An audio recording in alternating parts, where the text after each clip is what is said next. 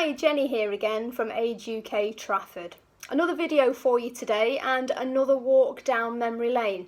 Now the last video that we did, a reminiscence type video, was all tied up with VE Day and the celebrations for the anniversary of VE Day a few weeks ago. Today's walk down memory lane is a little bit of a follow on from that period of time. So we're looking sort of 1945 to 1949 and more specifically the things that people did or that you may well remember that you did for entertainment, so things like holidays, film, radio, all of those kind of things. So sit back, relax and join along with me with your reminiscences. After the war, everyone rediscovered the joys of the seaside. England's beaches, which for 5 summers had been a forbidding tangle of barbed wire and keep out signs, were now given back to the people. The first summer after the war, holidaymakers descended on the coast like an invading army. They moved from inland cities to the resort towns of Brighton, Folkestone, Great Yarmouth, Skegness and Blackpool, bringing with them all the holiday tackle, the buckets and spades, the knotted handkerchiefs beloved of pre-war cartoonists, the blankets, thermos flasks and plastic mats.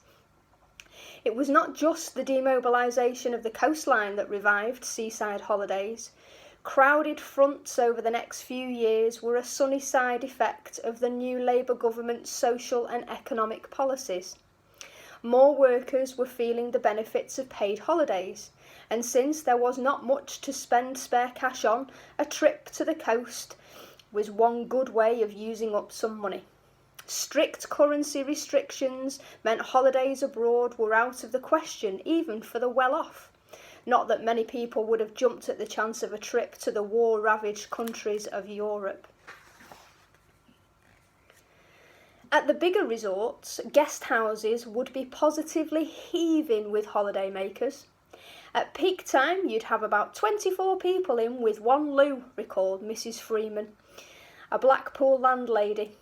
Unfortunately, it was in the same room as the bathroom, so it was a case of first up, first served. And there was no escaping the crowds when you left the guest house after breakfast. All the Victorian amusements which still constituted the essence of a seaside holiday were over-attended. The piers and promenades, the bandstands and winter gardens, the donkey rides and Punch and Judy shows. In between such distractions, children in knickers and cotton sun hats whiled away the day by digging up the beach with wooden-handled spades. Every morning the beach would be swept clean by the tide and the busy activity would begin all over again. The nation's toys, like everything else, had been mobilised in the war. Dollies went missing in the process of evacuation. Treasured train sets were sacrificed for Spitfire scrap metal, and many a teddy was lost to the night raids of the Luftwaffe. So by the end of the war, toys were a depleted and bedraggled resource. For a whole decade, few children had brand new toys in their Christmas stockings. Existing toys were simply recycled among family and friends. Special bring and buy sales of toys and games were held at Christmas time. Though Rupert Bearman annuals were printed right through the war and the post-war austerity years, they appeared in rough greyish paper. Drawing paper was scarcer than paints, pencils and crayons, so children had to improvise. They commandeered the ends of wallpaper rolls, the backs of envelopes and letters, and discarded paper bags. But there were plenty of other ways to find amusement.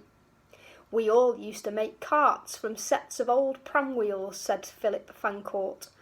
We sawed up old planks and nailed them across and raced them down the streets. Everyone did it.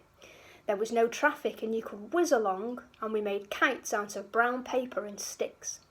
And there were always camps to build or bomb sites to explore. The first toys to be produced after the war were printed games such as Ludo or Snakes and Ladders. Jigsaw puzzles made a comeback, now mounted on card rather than on more expensive plywood. The puzzles usually depicted works of art, scenic views, parades or the royal family. Once the government lifted restrictions on raw materials, factories started to make other toys. Dolls were made from new hard plastics. The cheapest had moulded hair and painted eyes, though what every girl wanted was a doll with real nylon hair that she could wash and comb, or a baby doll with sleeping eyes. Boys longed for Meccano. But Britain needed cash, and most new toys were destined for export, so many parents became amateur toy makers. Mothers fashioned remnants and rags into dolls. One of our teachers made us rag dolls from old pink stockings, said Penny Barnett, who lived in Sussex. They had long, thin legs and arms stuffed with tightly rolled tubes of newspaper. Mine had yellow woolen stranded hair, plaited and stitched on. A blue dress with pink flowers and little black felt shoes. But handmade toys were no substitute for the brilliant colours and shiny packaging of the real thing. The world of fuzzy felt, dinky cars and Lego was just around the corner. Football had never been more popular. Attendances rose from 35.5 million in the 1946-47 season to a peak of 41.25 million in the 48-49. The British still clung to the legend of football supremacy. Both England and Scotland had suffered defeats overseas, but neither had been beaten by a foreign team on British soil. National pride was vindicated again in May 1947 when a team representing Great Britain beat the rest of Europe 6-1 at Hampden Park. But the winning streak did not carry over to the post-war Olympic Games. Even though the 1948 Games were held in London, the Americans won 38 events and the British a pitiful 3. There was considerable resentment from Britain over the superior diet of the steak-fed American athletes. With Britain still on the ration, it did not seem an entirely fair contest. Unsurprisingly, neither Germany nor Japan competed in 1948, although they both attended the 1952 Games. The English were not their best on the cricket field in the years of peace. The Australians won all 3 Test series against England between 1946 and 1951, retaining the Ashes with ease. But Test and county cricket drew record crowds in the late 40s, and after the terrible winter of 46-47 came an unexpected treat, a long, sweltering summer in which a great English cricketer held the crowds enthralled. Dennis Compton was that man. Batting for his county, Middlesex, and for England, he made a record-breaking 3,816 runs in one season. There were, of course, other great spectator sports in the late 40s, among them speedway, greyhound racing and horse racing. Speedway was going through a temporary boom, with 300,000 people a week attending fixtures, and riders like Tommy Price of England and Freddie Williams of Wales achieving fame as world champions. Radio was a more widespread and less chancy national addiction.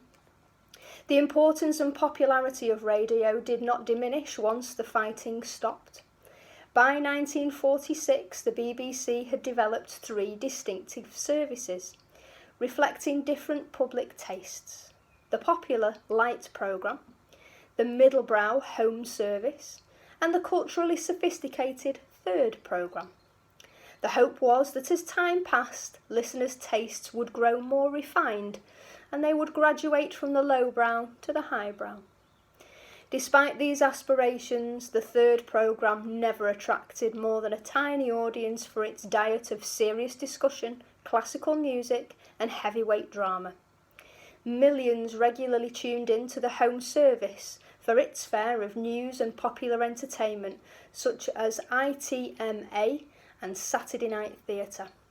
But both were overshadowed by the light programme, which had captured 2/3 of the audience by 1949. The Light programme also provided its listeners with panel games and quizzes.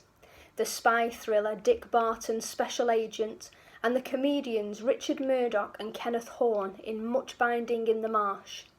It was The Light which launched the first radio soap opera, The Robinson Family, and its more celebrated successor, Mrs. Dale's Diary. I used to hurry home from the office to hear Dick Barton, which was marvellous at 6:45, recalled Sylvia Stilts.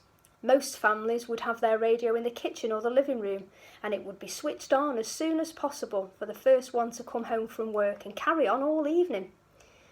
Yet the BBC's earnest and clean-cut image was considered by some of its younger listeners to be behind the times, not the right kind of entertainment for a young and forward-looking generation. The BBC were a little stiff upper lip, said Chris Wellock, a teenager in the late 40s. It was not so much on the side of the younger generation or the popular type of music, so most of our listening to the radio came through Radio Luxembourg, or in my own case, the American Forces Network, which used to send out the type of music that a lot of people used to like, all the big bands and all the crooners. Young people didn't spend all their free time listening to the radio. They might take to the crowded dance halls, but by far the most popular evening entertainment available every night, except Sunday, was the cinema. In 1947, a survey showed that 2 of 3 young people went to the pictures more than once a week. You used to get a main feature, a second feature and a travel log, said Chris Wellock, and of course the newsreel, which was very popular, and probably a cartoon on top of that. The cinema newsreel was still the only way to see moving pictures of current news stories. Television had as yet made no inroads. The BBC had gone off the air abruptly at the outbreak of war, right in the middle of a Mickey Mouse cartoon, but its return on June the 7th, 1946 was hardly momentous. TV signals were transmitted for a few hours a day in the London area, where the audience was negligible. With average earnings at around £7 a week, the cinema was a good night out. You could have a jolly good meal of fish and chips and a cup of tea and ice cream for 3 shillings in the restaurants above before getting your ticket and going downstairs, said Sylvia Stilts. There'd be long queues and the stalls were 1 and 9 at the back, 1 and 6 in the middle, and 1 and 3p in the front. If you were terribly posh, you paid 2 and 9 and went in the circle. Most films showing in the British cinemas were American, low-budget gangster movies and lavish Hollywood spectaculars, but Ealing Studios and the Rank organisation sustained a distinctively British output, which included Brief Encounter, Whiskey Galore and Passport to Pimlico. Terry Alford used to go to the pictures with his mother. We used to see mainly American musicals. They'd always finish up with a big balustraded staircase. They'd come prancing down these stairs and there would be a big dramatic song and all reach up to the heavens. In the arts world it was fashionable to deplore all things American, but most Britons were thrilled by the new wave of musicals. Oklahoma and Annie Get Your Gun opened in the West End in the spring of 1947, followed by Carousel and South Pacific. In depressed post-war Britain, the United States symbolised vitality and spacious horizons, things that people couldn't find at home. So that's a little bit of an insight and a look back at what times were like during sort of 1945 to 49.